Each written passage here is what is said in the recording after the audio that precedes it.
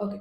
So hi guys, welcome to another session where we have a very special guest with us, and we'll be talking about the career that is investment banking, the most in demand, the most requested, and the most one career that a lot of you will relate to going forward. So firstly, welcome Harshal, welcome on our show. Thank you so much for doing this. Thank you, Radhika. Thank you for having me here. I think what I would like to add to what Radhika said about investment banking is that while a lot of people want to get into it, but I think it is more glorified than it actually seems. Uh, there is some element of glamour or some element of Me Too or the FOMO, which I think I'm seeing in a lot of youth today.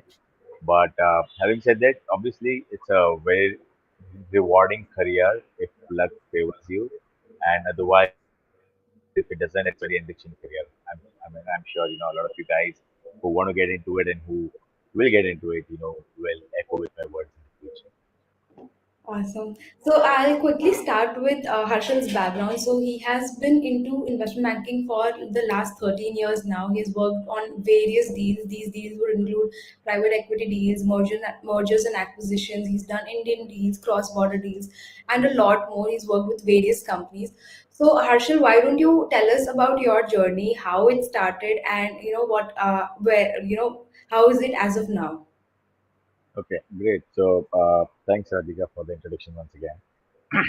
So I started my investment banking journey in 2008. Let's go back a little earlier than that. 2004 graduated, worked for 2 years with JP Morgan Chase. The primary reason to work was to have some experience as well as to gather some money for management course. So I think JP Morgan experience has been a very enriching one, especially when it comes to entering the professional world. JP also enabled me to gather partially my fees that I wanted for my management course.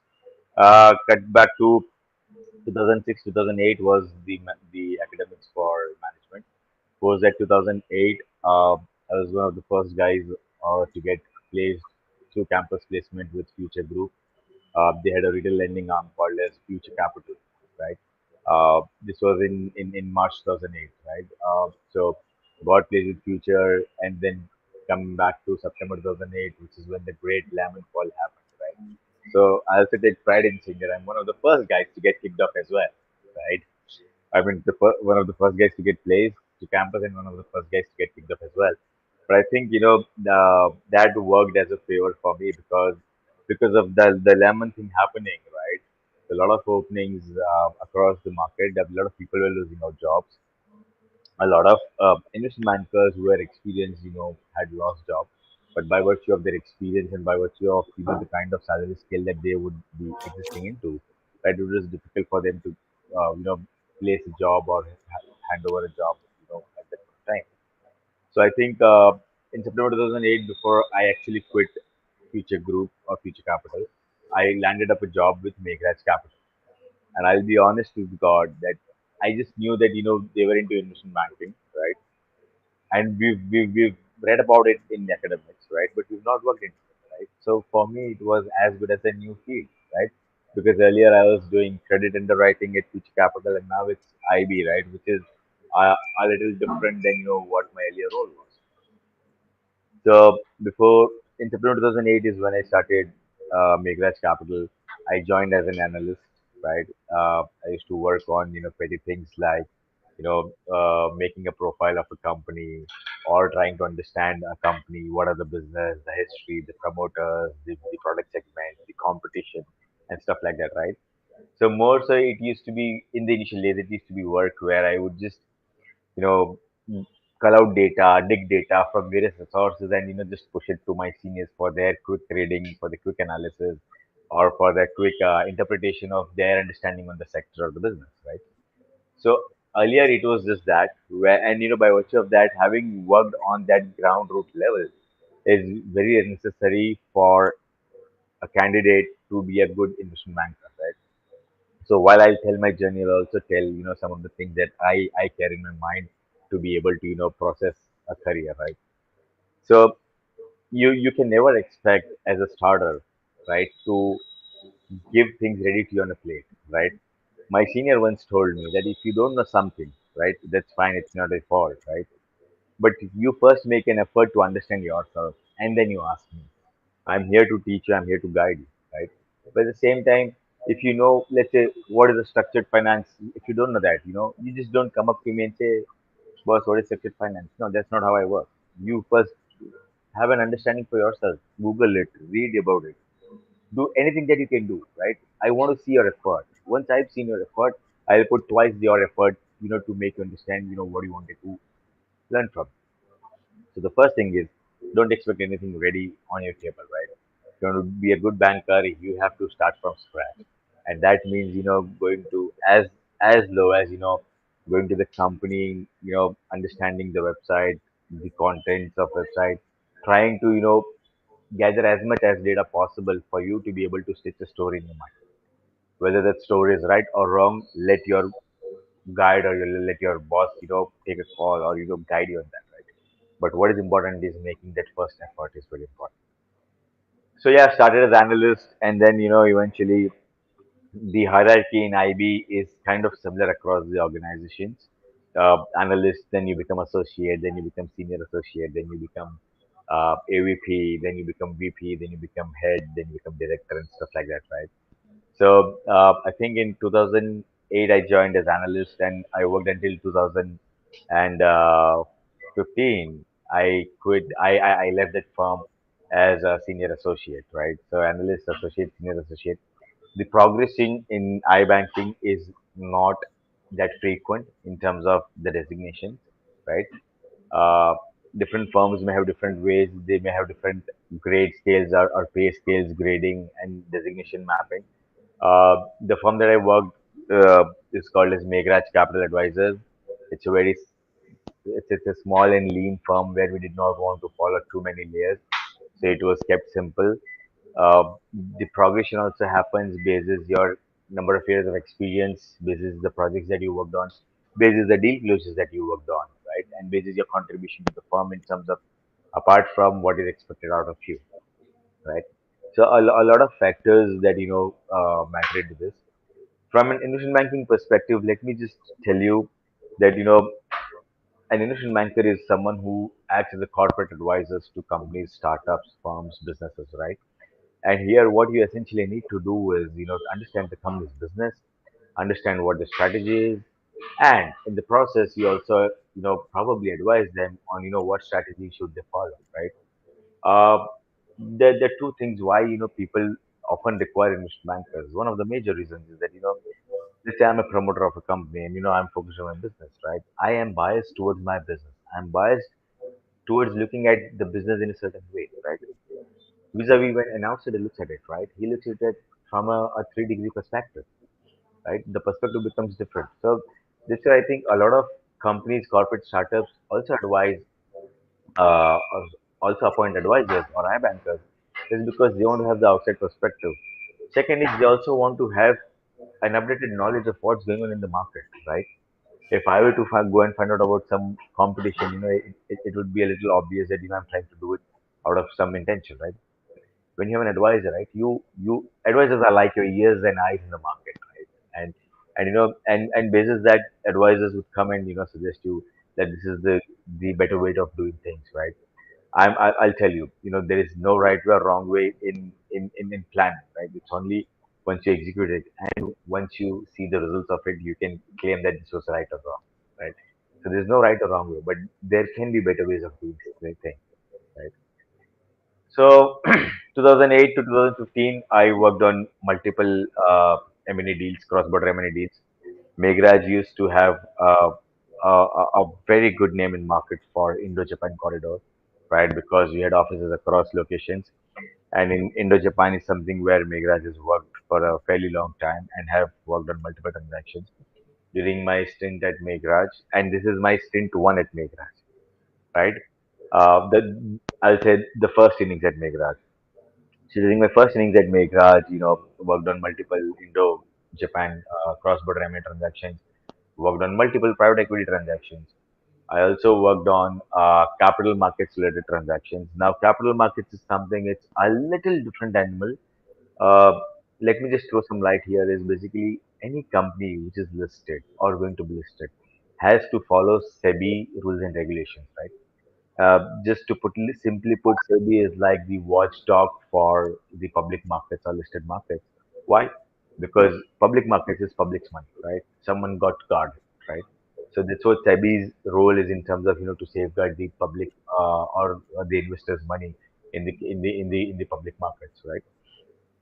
And when I say SEBI related transactions or capital market related transactions is when any company that is going to be listed or is already listed and any kind of corporate activity that has to happen in terms of fundraising or buyback or delisting, right? You need to have a SEBI registered category 1 merchant banker, right? And Meghraj was one. And I used to look after that transaction, after opportunities in capital market side, though we did not do IPOs because IPOs require a different set of distribution network and different skill sets, and we intentionally stayed to chose to stay away from IPOs.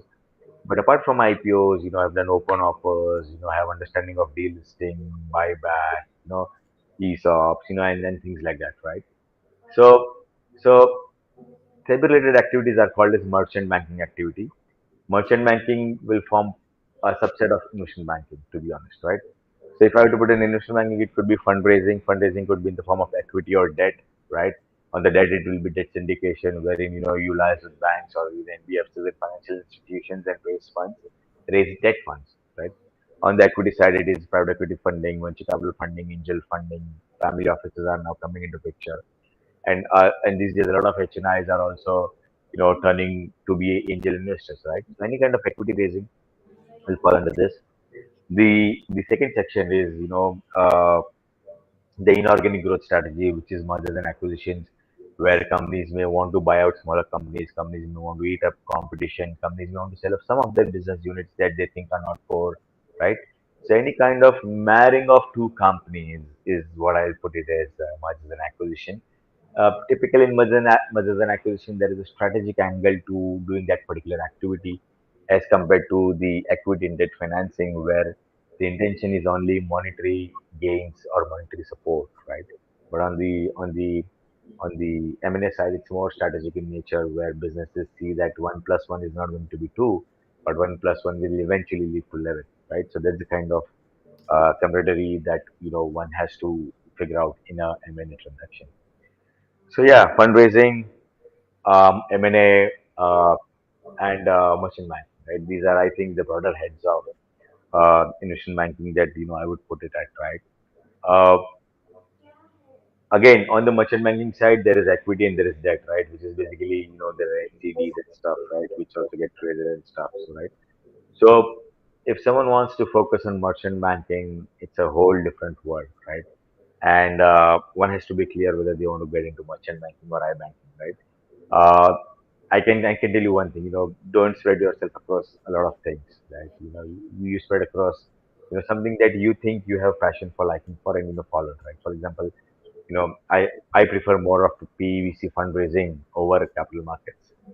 So my forte, if I can say, is PVC fundraising as well as M&A advisory, because I understand that game and I understand that mindset to be able to play around with both the parties, right? Uh, One more thing that I would want to share is, a lot of times my mother asks me, what are you doing? And, when I use these terms, banking and stuff like that, right? She just remains puzzled. And, it becomes difficult for her to probably explain, right? That's when I tell her, Mama, you just understand that I am a corporate पंडित जो गौर महाराज जो शादी करवाता है बस हमारा यही काम है and then that's when she got hold of it better that okay, fine, so you are into marrying companies or marrying of minds for business purpose. So yeah, I think I've spoken a lot, but yeah, go ahead with That your next question, please. honestly, that's a very interesting way of how you've put it across to your mother. Very interesting. So actually, you've talked. You actually striked out a lot of my questions also. So that's awesome. One thing I want to understand, Arshil, is so you spoke about PE deals, VC deals, and this is something that any investment banker, if at all they're going to this division, or for that matter M&As also, they will have to do it, right? So Yeah, can you like explain the process of how these deals, like what is the flow of a deal? For example, any deals that we see or read in the news, we just read the news, but a lot goes on in in the backstage, especially where the investment bankers are involved. So can you like start the first meeting with the promoter, from there to the signing of the term sheet and executing the entire deal? sure, If you sure. can walk us through that journey. No, no, absolutely, absolutely. So I think the classic process is right, and let me tell you, Pradika, I'm sure you also have a fair understanding of this particular thing, right? The way transactions used to happen earlier and the way transactions are happening now, there's a Yeah. drastic evolution that I can say, right? Earlier when I started career, I knew for sure that a PVC deal would take anything in the range of 6 to 9 months minimum, right? And now we see deals turning out in just 2 months or 2 weeks as well, right? Exactly. So Yeah. I think now what is happening more is the fundamental change that is happening is the investor's mindset is to quickly churn deals rather than sitting on the capital that they have raised, right? Rather than that, they just want to quickly churn deals, right? As a process, the way it happens now, I'm talking from an advisor's perspective, right? Because as an advisor, right, I have experience of both as an advisor as well as on the startup side. But I first speak about as an advisor, right? Uh, let's say a particular company, which is let's say making a mobile phone. Let's say just for a simple example, because I see phone in front of me, right? They've been doing business, right? But for them to be able to grow, and they see that there's immense potential for them to grow, right? Uh, how will they grow? Because if they need to grow, they need money, right? The money can be from two sources, right? Or let's say three sources. One is from your existing business, which is internal accruals, right? The second is through equity, and the third one is through debt, right? So if I want to grow, let's say, for me to be able to take my top line from 25 crores to let's say 500 crores, right? I need to have that kind of expansion to be able to address that kind of growth plans, right? My current factory has a manufacturing capacity to produce only, let's say, 30 crores worth of phones, right? But if I wanted to reach 500 crores, I need to, have a plant which can suffice that. I don't have money, so I either go and raise debt, right? But debt has a limitation in terms of the debt equity ratio and the leverage ratio that needs to be managed, right? But i- beyond a certain limit, even the banks won't take a debt exposure on you, right? So you're left with no other option but to go for equity raise. That's when companies, start talking to people like us, advisors. And the first meeting is a basic introductory meeting where we say we understand the business. Now I'm talking as an advisor. We try to understand the business. We try to understand the historical performance.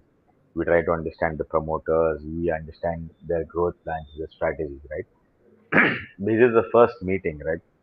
What we do is we also try to in the back end, right, also understand the kind of business potential that the sector has, the company has, the competitive landscape, the price points in the market, right?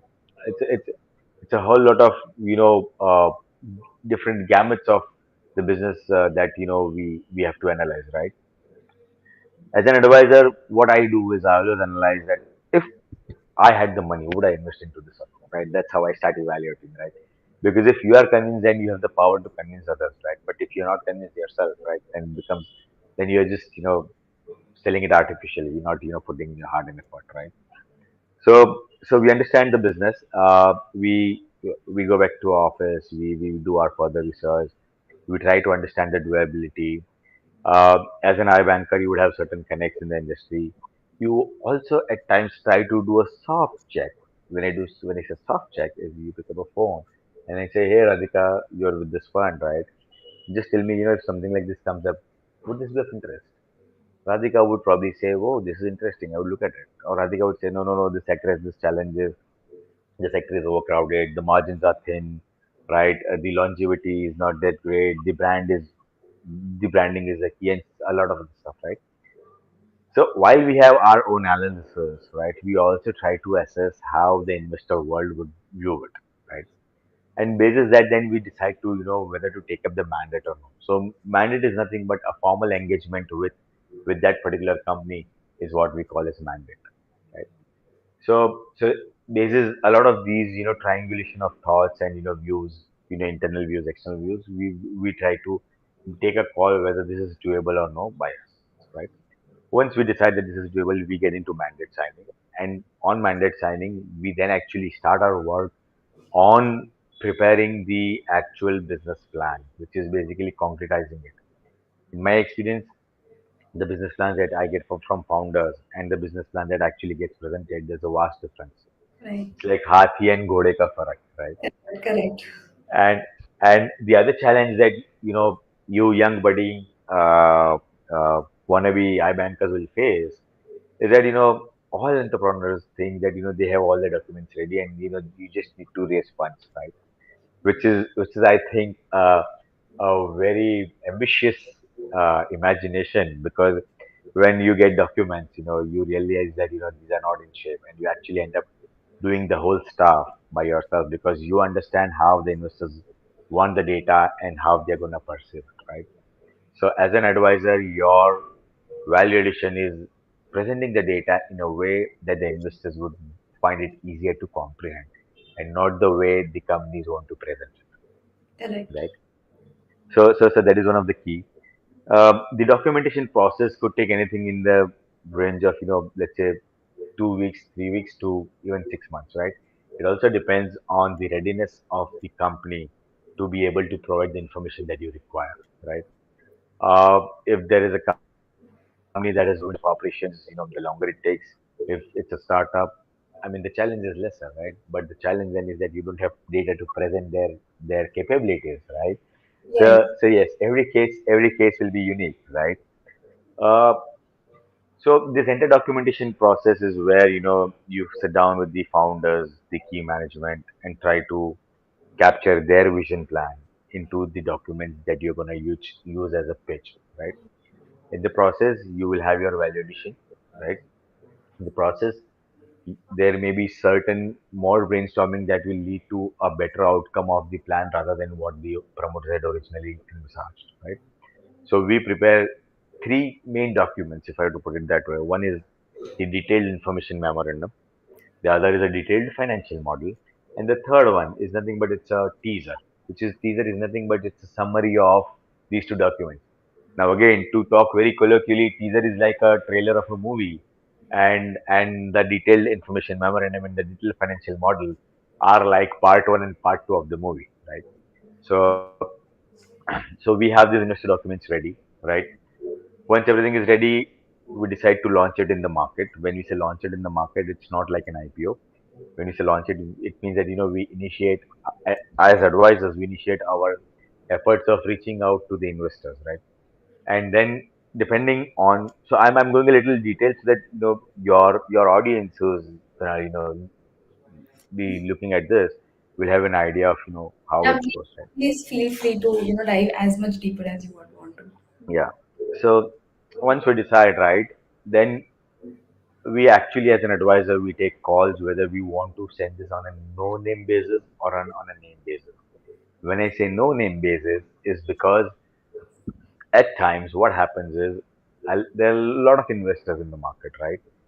Some of the investors may have invested in competition, right? Some of them may not have invested in competition, but some of these investors, may just have the information and not act on it, right?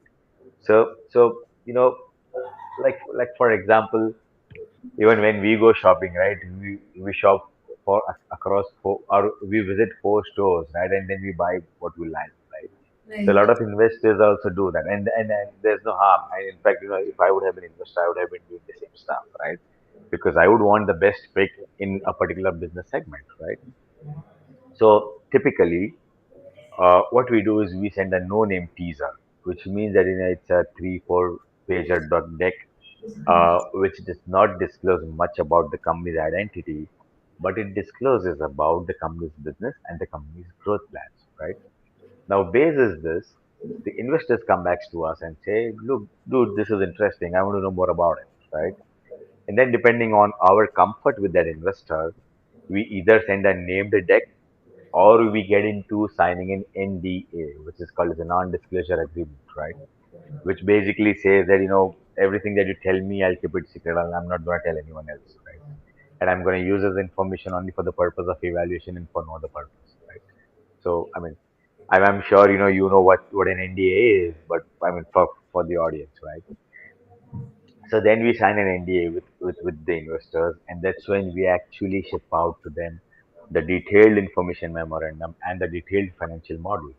The detailed information memorandum can be as big as a 30-page deck to a 300-page deck, right? Depending on the business that you want to cover, right? So that is basically, I would say, the kind of the Bible of the company's operations, business history, promoters, performance, everything, right? And the financial model is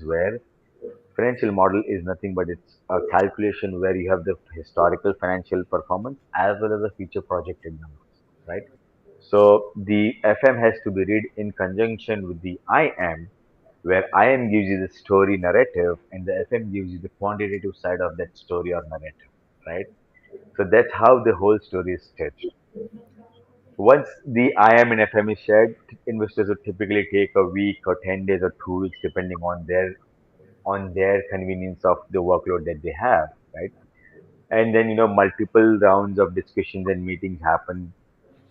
A meeting with the founders happen. There are site visits conducted. There are multiple discussions happening. At times, the investors may also want to meet the clients of this company. They want to meet the suppliers of this company. A whole lot of, I'll say, at least 4 to 5 set of meetings will happen between the investor and the company, right? Once that is done, right, the investors then issue a non-binding term sheet. Non-binding or binding depending on the investors, but the reason why I'm saying non-binding is because most of the investors are issuing non-binding term sheet. Binding is basically where the investor is binded to do a certain act, and non-binding is where they may or may not do a certain act depending on the future steps, right? So non-binding term sheet, if I were to explain our young friends here, is like there are two set of documents once the marriage is fixed, right? It's called as the non-binding documents and the definitives. Definitives is something which is like शादी हो गई है, which is like फिरे कर लिए है, right? हमने we've taken the vows. That is called as definitives. And and the non-binding term sheet is just like a roka. It's like an engagement, right? And, listen, dude. I mean, let's proceed ahead with our discussion, and let's have a courtship period, if I can put it that way, right? So a non-binding term sheet is something like a roka or an engagement, and the definitives is something like a shadi, where the vows are taken. You are in bed together, right? So non-binding term sheet is nothing, but it just lays down very broadly the terms at which the marriage will happen, right?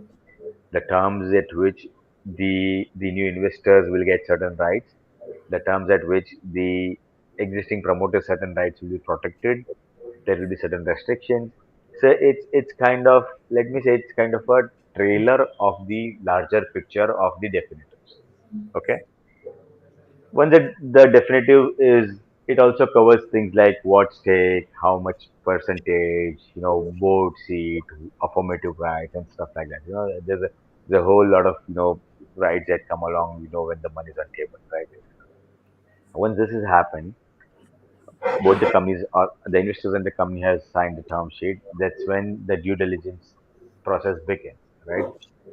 Uh, Typically, for larger operations, the investor would appoint a due diligence agency, which is a third party, or if they don't wish to appoint, they may conduct themselves. A lot of private equity funds, when they invest in startups, they typically may not have a due diligence agency because there's not much due diligence by virtue of being, at least let's say a couple of years of operations and not, 7, 8 years of operations. So due diligence process is initiated, MISs are shared, data is further looked into with greater details, the accuracy of the data is, established and stuff like that, right? So it's kind of a process where the company or the investor understands कि भैया आपने हमको जो बताया है वो सही है, गलत है, कितना सही है, right? And then basis that due diligence, a due diligence report is issued, which then is taken into consideration by the investors to draft their final definitive agreement, which is nothing but what I mentioned earlier was the exchanging of vows, or fera complete hona, right? So the definitives will have certain modifications as compared to the non-binding term sheet, because there have been certain disclosures or certain discoveries that have happened during the due diligence process, right? So at the definitive stage is when the final negotiations happen, right? And the final negotiations may be at same terms as the term sheet, or it may be at a different terms than the term sheet. Typically, I've seen that there is a variation of 5-10% in whatever is mentioned in the term sheet, right? And once the definitive documents are signed, the company then issues shares, or rather, the investors infuses money into the company, and the company issues shares to the investors. And this, what I call, is the completion of a deal, right? A lot of people think that signing of definitives is a completion. No, I would not say that. I would say only once there is a commercial exchange happen is when I will call that as a completion of deal, right? And once the deal is completed, it's a marriage is over, and then and they lived happily ever after is what everyone would wish for, right? So in this entire process, we have to act like a Guru Maharaj, or that Pandit who does marriages, and we have to ensure that this union takes place. The only difference here is that in marriage there is only one Guru Maharaj, but in this there could be two Guru Maharajas or two Pandits, right? Because I, as an advisor, am advising the company, right? Typically, funds would not have any advisor, but if it's an M&A transaction, then the other side of the transaction would also have an advisor, an M&A advisor, right? So then it would be an advisor talking to an advisor for the entire transaction process. So Right. just to give more flavor that private equity and M&A transactions could be different in these ways and in this fashion, right? In M&A as well, there may be due diligence agencies appointed. There can be a common due diligence agency. There can be a common advisor, but typically a common advisor is very rare to find, because my role as an advisor, I have to be loyal to my client. Right. So a common advisor is a very rare thing, unless both the companies know each other and they just want to get it done as a process, just to follow the process. But principle to principle, there is a trust and there is a factor of understanding. Then a common advisor can work just to ensure that the transition or the merger happens smoothly. So I think you've explained it pretty well, like everything from point to point. Also, guys, if you don't understand certain terms like NDA, pitch decks, information memorandum, which is actually the pitch deck only, you can simply Yeah. just comment down in this in in this video, and we'll get back on the definitions, and we'll explain it to you. But Harshal, you've explained it really well. Also, one last question that I have is basically, so if today, if anybody wants to build a career in investment banking, right? So back then the process was different, right? But today, what is the process that you would suggest them to follow and enter into this field? Okay. So just to tell you, my entry into investment banking has been accidental, to be Right. honest, right? Because I mean, I was informed in June, July that listen, dude, you're gonna be kicked out. You better start searching job, and I honestly didn't even know that this is what Meghraj would be, or this is what investment banking looks like. It's just that the academic side that we have learned about it, right? Uh, if someone wants to get into investment banking, they need to at least start a better understanding of the financial management of the company, in terms of how to view, analyze the historical performance, how to uh, uh, evaluate a business basis not only the financial parameters but also on the qualitative side, right? So you need to have a very broader understanding of the business. The way I will think is, you have to think as an owner of a company. Let's say if you are evaluating a company, you have to think as an owner of the company. that this is my business, and how can I look at it. When you start looking at it from that perspective, you probably get a better understanding of that particular business, right? And but that will not be available to you easily, because you need to have an understanding of the sector and the way the business operates, right? Therefore, a lot of in-depth work goes into your understanding of the sector, understanding of the business, the factors affecting the business, the external factors, the internal factors, and the whole lot of stuff, right? For people who want to get into IB, right, there are certain things that they need to start looking at, right? For example, there are multiple websites. I mean, tons and tons of it. When we were there, I mean, when I started, we just had one or two websites which would actually cover these deals and transactions, right? But now there are ample of them, like VC Circle or Inc 42, and Your Story and stuff, right? Let's say someone wants to get into this, right? They need to start understanding how these deals are happening, how these transactions are happening, what is the merit because of which the investor or the M&A transaction has happened, right? Which is the merit why the investor invested in this business, right?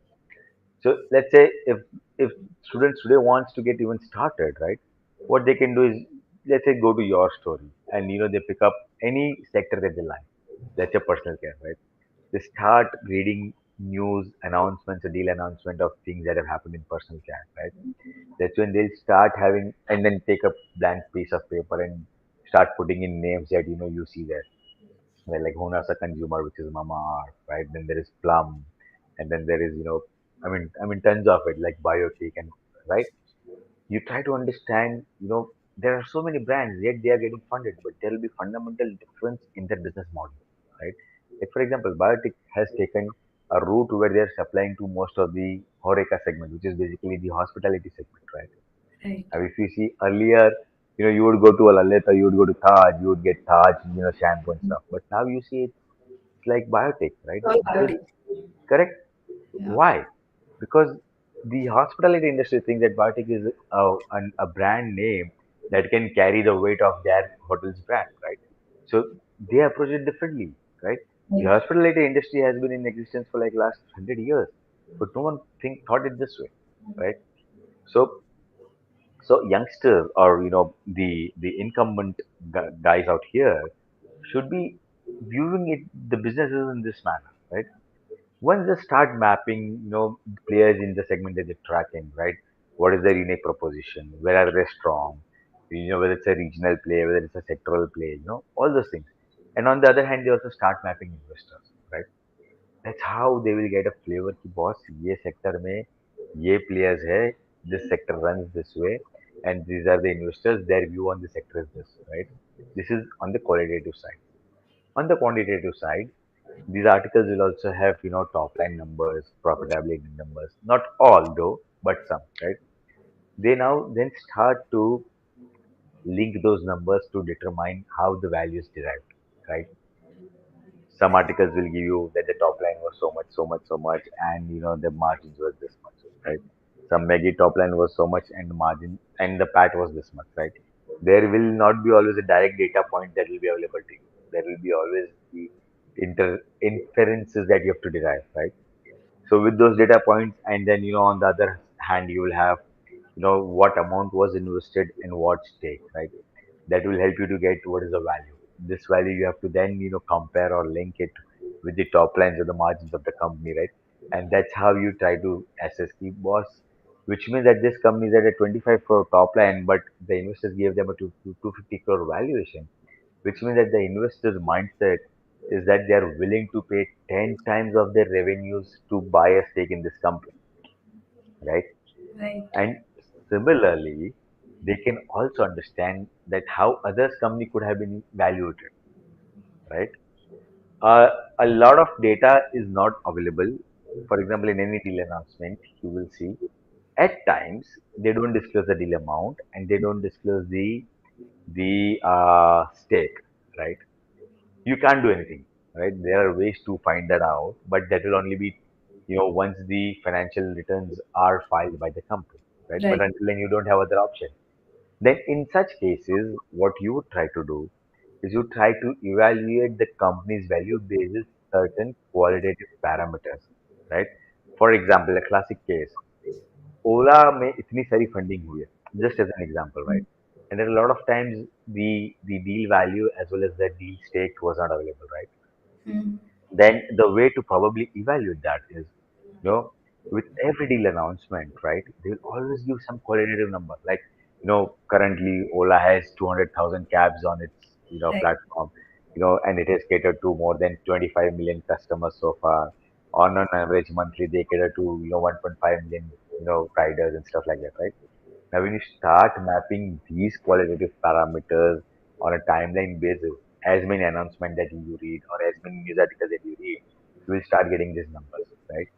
And that's also one of the reasons. It's not the correct way, or rather, I'll say that there's no correct or incorrect way, but it's Yeah. basically you trying to understand or you trying to develop your understanding on how these things are valued, right?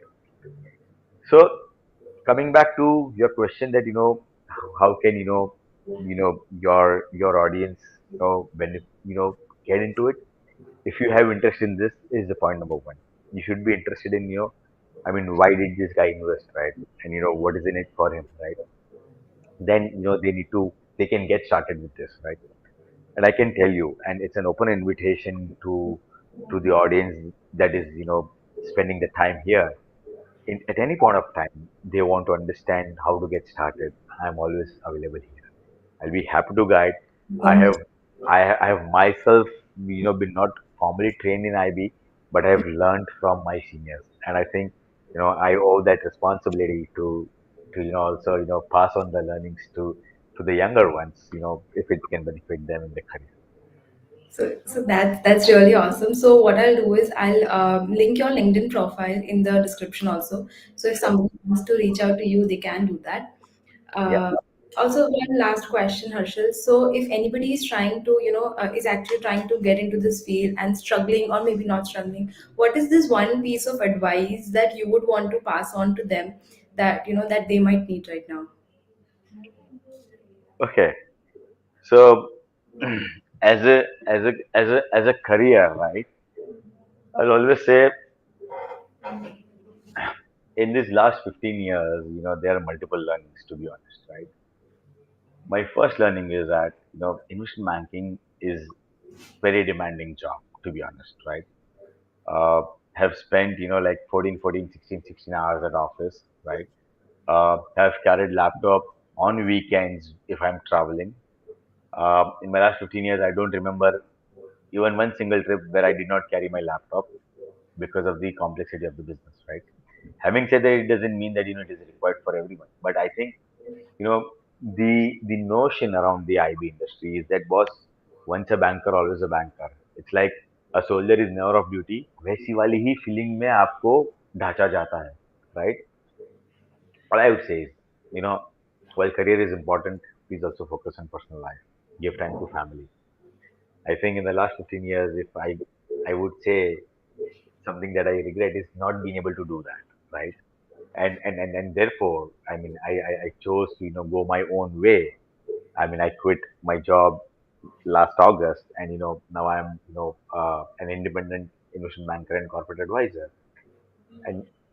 and now I enjoy that freedom to be able to work when it is required. I still work 12 hours a day, 14 hours a day, because if it is required, I do, right?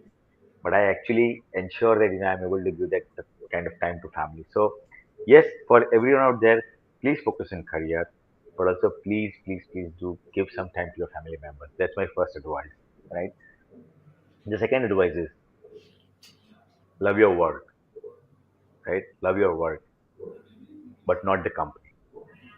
I'm sorry, this is a very probably bitter advice companies would find, but I think in large organizations, right, or in small organizations, right, eventually the performance of the company matters as much as your individual performance, right? And how much ever you do, right? It's always there will always be a slight thought in mind that you weren't treated fairly for the efforts that you put, right? So therefore, my advice is please love your work and not your company. My third advice is learn as much as possible. just be hungry for learning, right? Even if it's non-IB related, but if it's something else, like let's say, digital marketing, right? You're working for a client who's in a who's running a tech platform, right? You are there to, help him with the fundraise, right? But in the process, if you get into an opportunity to learn something else, just go ahead and learn it, right? I mean, I learn a lot from observation. I learn a lot from conversation, right? And I think what keeps me going is my hunger for knowledge. If you're hungry for knowledge, you'll probably, be better off, than just being, performing your role, right? So I think being hungry for knowledge is is is uh, is one of the things that I've followed.